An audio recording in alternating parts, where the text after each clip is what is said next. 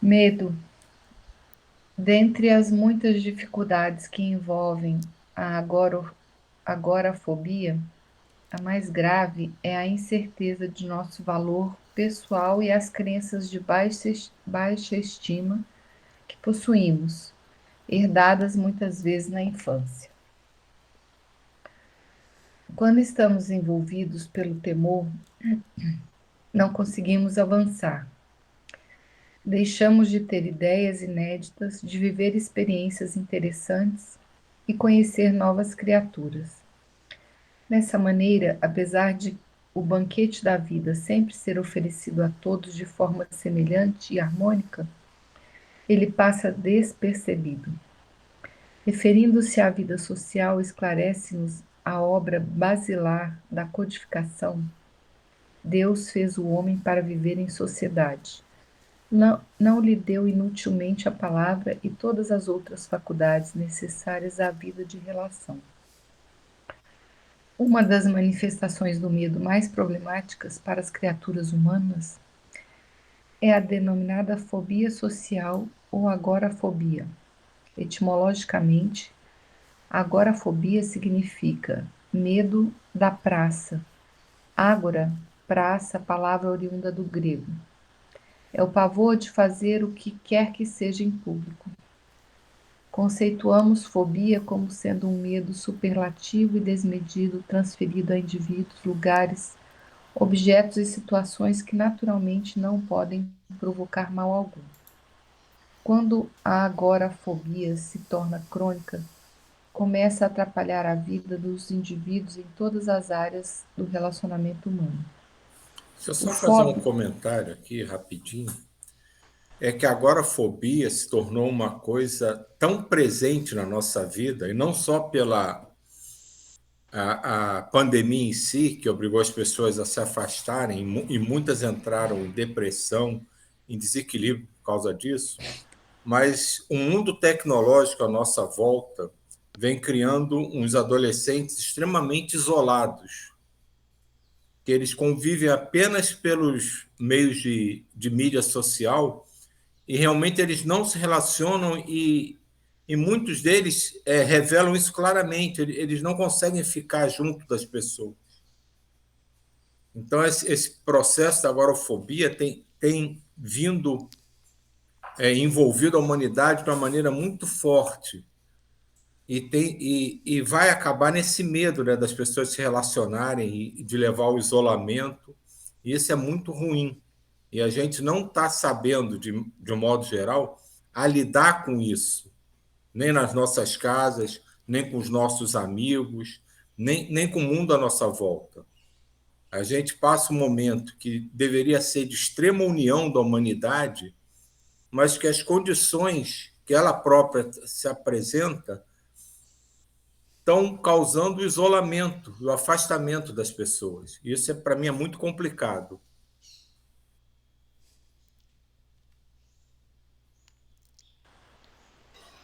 Na minha. Só uma fala rápida também. Na minha família tem um adolescente de 13 anos. E era uma situação tão crítica que a gente íamos visitar uma irmã e o menino dentro da sala, esse sobrinho dentro do quarto não saía para falar com a gente. Era uma coisa muito esquisita, sabe? E aí eles têm uma maneira de se comunicar, os adolescentes, né, pela internet, pelos aplicativos.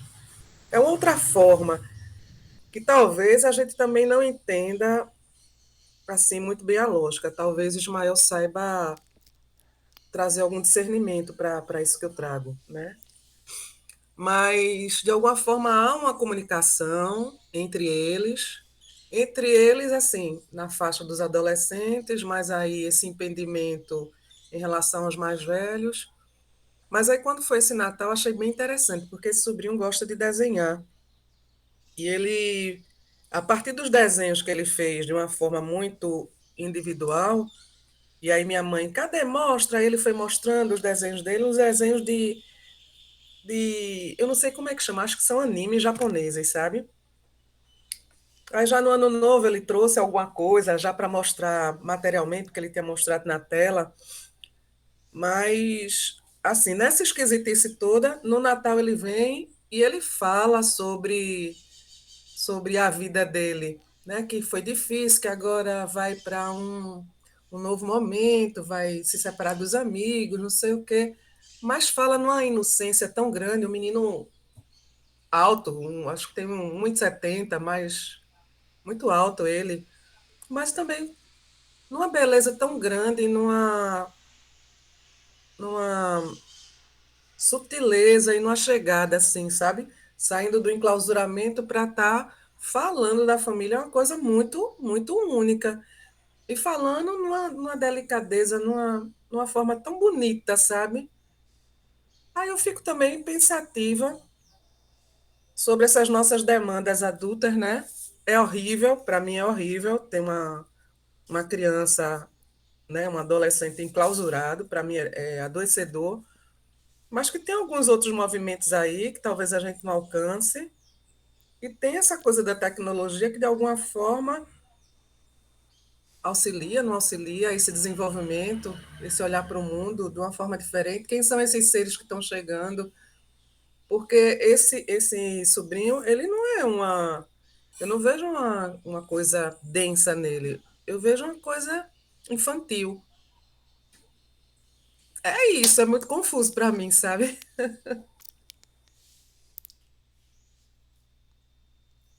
É confuso, principalmente se você analisar pelo fato que tudo isso tem gerado um aumento de incidência de suicídios entre os adolescentes assustadora.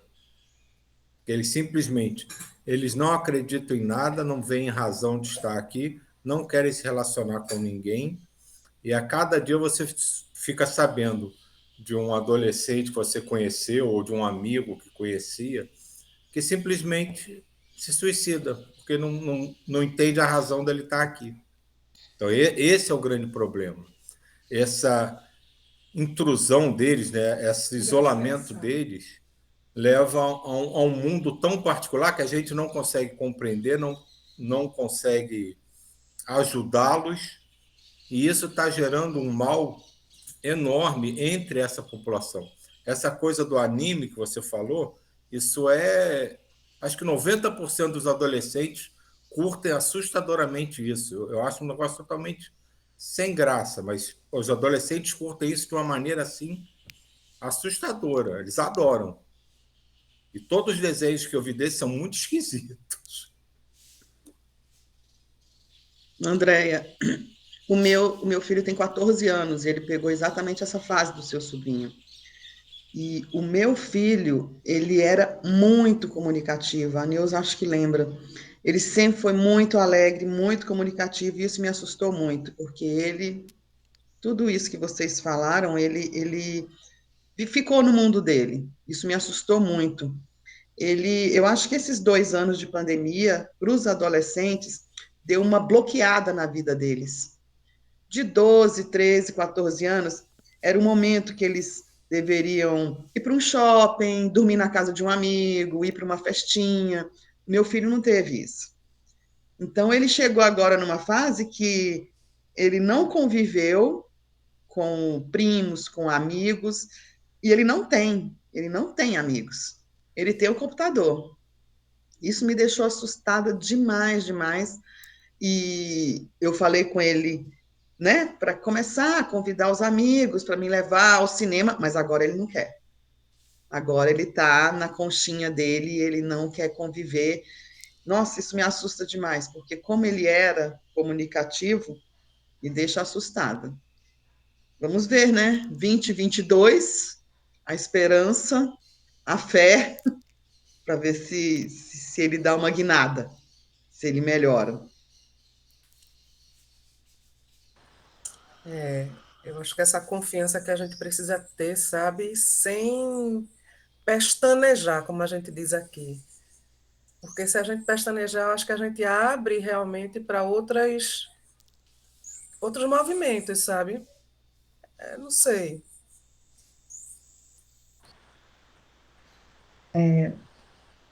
A gente, o que atrapalha é o nosso medo, essa insegurança e tal. Se a gente pensar que eles estão no processo, né, que tem que ser, que tem que ser vivido, né, e acreditar neles, porque se você olhar isso tudo em relação ao tempo de vida, né, deles, é um processo de bastante aprendizado, né? Agora, ontem nós tivemos, de vez em quando a gente tem, né, quando vem a família do meu genro para cá, eles são muito católicos, não têm contato com computador e coisa, celular, e aí foi até assim, eles ficaram aqui e eles brincam, e eles vão atrás das frutas e vão. E é uma experiência tão bonita assim de ver, porque são e eles não têm de uma linha da religião católica que não evita filhos, né? Então, cada vieram dois irmãos, né, do meu genro, o pai e a mãe. Ela falou, ela tem 4 filhos, são 11 netos. Cada filho, né, tem 4 e tal. Então, eles vêm, mas eles são tão. E eles conversam, falam, tia, você vem aqui eu gostaria de fazer isso e tal. Meu filho até comentou que, mãe, parece que eles vieram de outra, chegaram ele falou, ele chegou a falar assim, parece que eles são da Idade Média, aqueles meninos assim, bem comportadinhos, bem assim, sabe? É uma outra situação. Mas o que eu assim acho interessante é a gente não ter esse medo, sabe? A gente ter confiança, né? Que eles, essa questão do suicídio, por exemplo, o que que faz um adolescente cometer o suicídio? Ele vai perdendo a confiança nele mesmo, ele vai perdendo a força dele de vida. Por quê? Porque hoje em dia a gente quer dar tudo, né? Eu falo principalmente quem tem mais, né? Claro que existem situações diferentes, mas a maioria das pessoas que têm menos condições, elas estão correndo atrás, estão vivendo e tal. E quando você, né, leva o seu filho para o psicólogo, leva para não sei o quê, e acha que ele está sempre, né, com alguma dificuldade, você fala, meu Deus, como é que ele vai fazer? Como é que ele vai fazer? Não, ele nasceu para viver esse momento, ele escolheu viver esse momento. E ele vai ter que passar por isso, e eu confio na força que ele tem. Então, confiar nisso faz com que eles recuperem a força. Às vezes eu falava para o meu filho, ele falava assim, poxa, eu sofri bullying, não sei o que. Eu falo, olha, você, né, eu fiz o melhor para você como mãe, né? A professora está tentando fazer o melhor. E eu acho que como você está passando por isso, eu acho que você dá conta, assim, porque tem coisa que eu não vou estar do teu lado para você resolver. Você vai ter que resolver.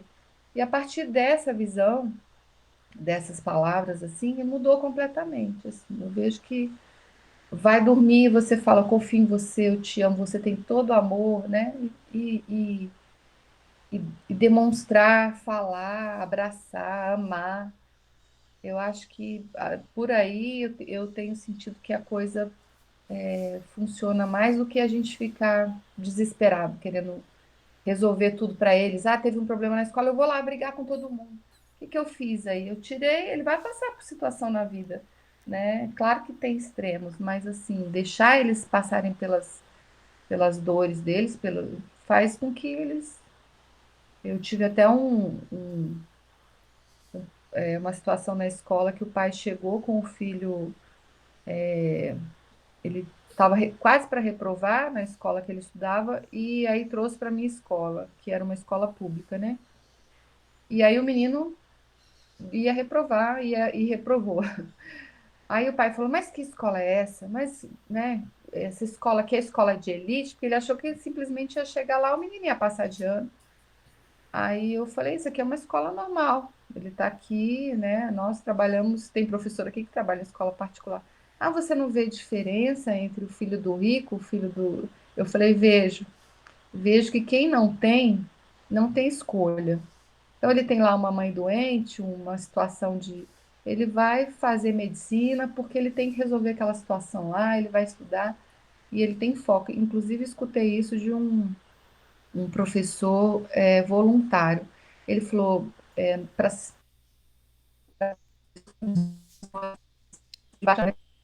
era uma entrevista, ele perguntava o Nilza, a gente tá preciso. perdendo. A gente perdeu esse finalzinho que você falou. Não sei se aconteceu com todo mundo ou se só foi comigo. Não, Aí o professor, né, que discute a renda, então, ele é uma entrevista. Vocês orientam a carreira, eles vão seguir? Ela falou, não, eles falaram, não. Eles ficam muito que eles querem fazer. Nilza, A gente eu vai acho. Eu, testar. Eu falei, eu acho que tá agora dando uma cortada no que você tá falando. eu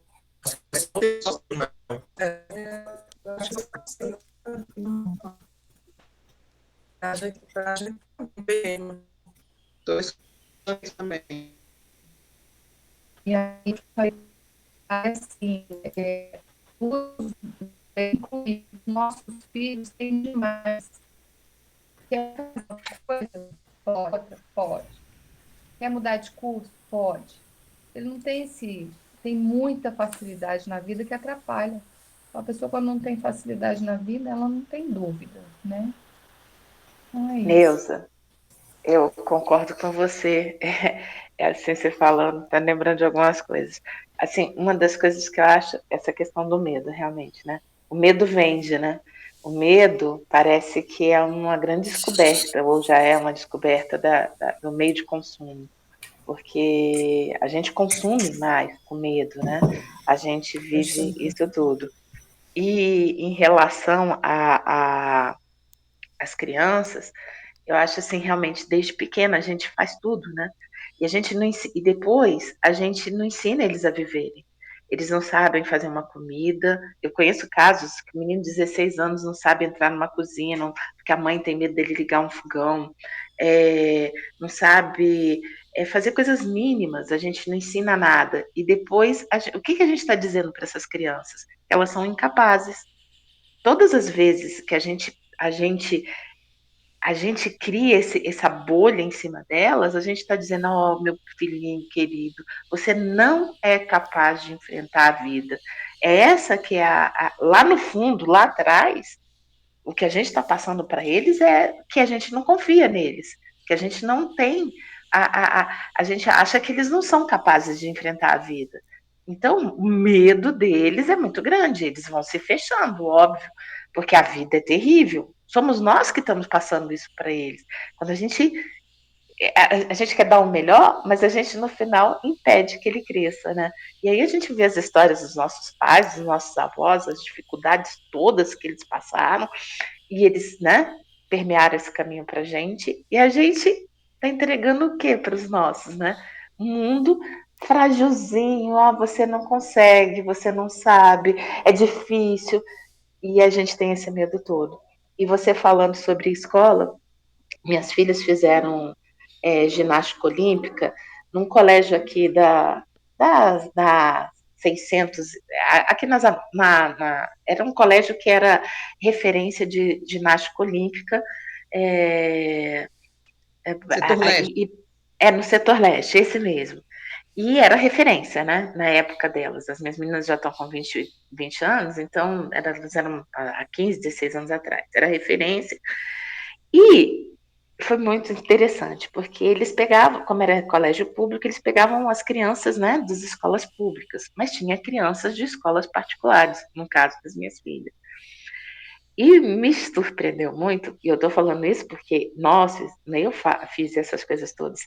Era muito interessante. Teve um caso de uma menina que quebrou, assim, eram mães filhos de porteiros, crianças que em situação de risco que eles pegavam, crianças que iam para lá que não tinham comida e que a gente juntou para dar dinheiro para as crianças comerem, para fazer exercício, para estarem ali fazendo esporte.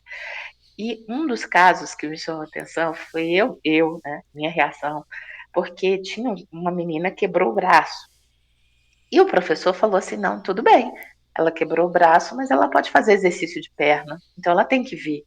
E eu achei aquilo um absurdo. Fiquei revoltadíssima. Como é que pode não deixar a menina descansar? E assim, o professor era muito rigoroso, né? E as mães, assim, com menos situação financeira, vamos dizer, com mais dificuldade, elas amavam aquele rigor daquele professor, que exigia dos meninos o máximo, que exigia que eles fizessem realmente. E eu ficava assim chocada. Particularmente, Diva, odiava o professor. É um absurdo, esse professor é um carrasco e tudo. Porque as minhas filhinhas não podiam sofrer aquela pressão toda. E eu vejo que isso não foi bom, assim, em muitas situações.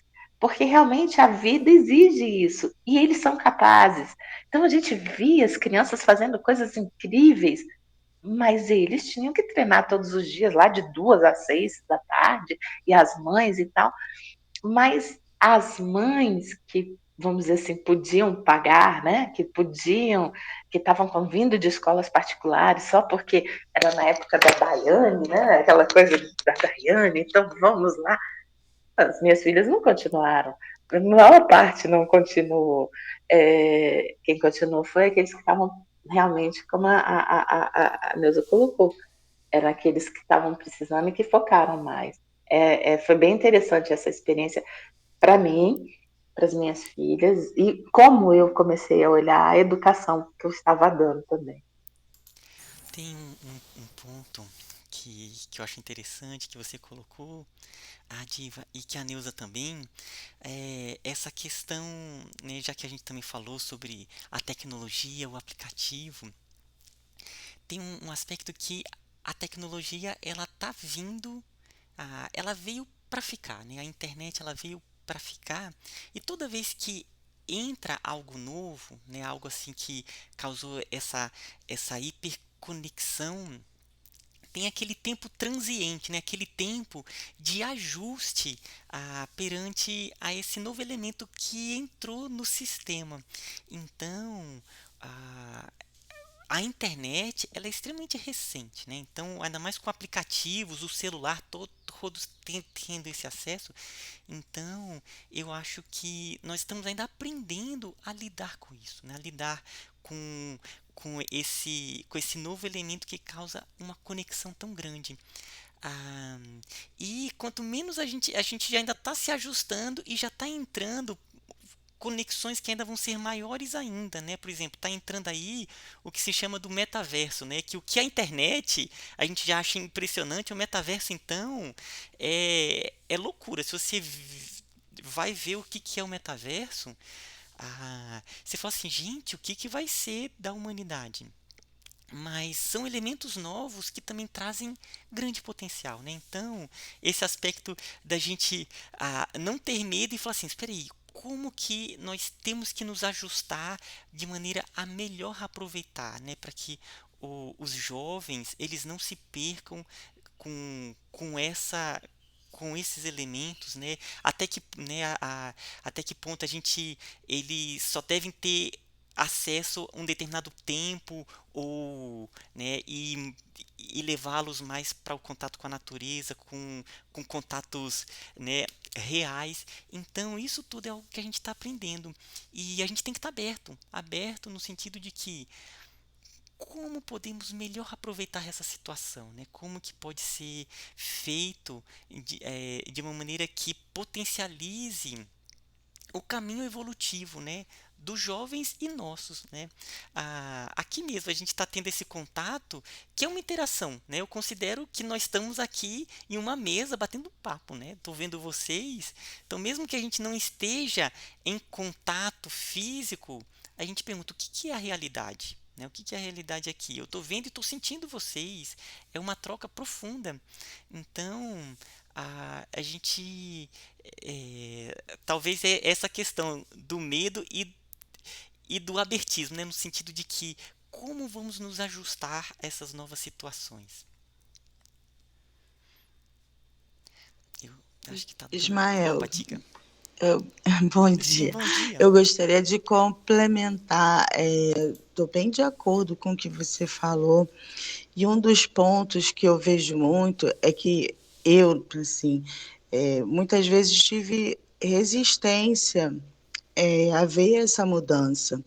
E eu aprendi convivendo com a minha filha que toda vez que eu resisto, ou que eu critico, ou que eu venho com uma visão mais antiga, na verdade eu estou fechando a comunicação com ela. Então eu preciso entender que ela está vivendo um outro momento, uma realidade que é diferente da minha, e ver os pontos que a gente tem de conexão e de interesse para que a gente mantenha os laços e fortaleça as energias e fortaleça aquilo que a gente tem em comum, porque senão cria realmente dois mundos dentro de uma casa, né? Então é mais difícil ela entender que eu venho de uma época completamente diferente e eu mostro muitas dessas coisas para ela, mas ao mesmo tempo eu preciso estar aberta também para entender que ela vive um outro momento. São diferentes, mas eles não precisam ficar sem se misturar. E eu posso ficar aberta para ela me falar dos animes. Alguns eu acho interessantes, outros eu acho muito doidos. Eu posso ficar aberta para ela compartilhar as músicas que eles gostam, as coisas que eles têm interesse, sem ser invasivo, porque eles também não gostam disso, mas sem perder o contato e mantendo as coisas que a gente tem em comum. Eu acho que é assim que a gente vai aprendendo, tanto eles com a gente e a gente com eles também. E isso é que é o fundamental de tudo isso. A gente discutiu, Neuza veio com a visão super bacana sobre toda essa problemática, a Diva contou uma experiência que ela viveu, o Ismael, a Elisa, e o segredo está justamente nisso, é compreensão e participação. Se a gente não participar desse processo e não buscar a compreensão do que está acontecendo, aí a gente se perde. O que eu quis colocar, na verdade, é isso. A maioria ainda não consegue compreender isso, que tem que tentar compreender o que está acontecendo e participar. E, como a Elisa disse, sem querer invadir e impor, mas compreender e estar ali junto.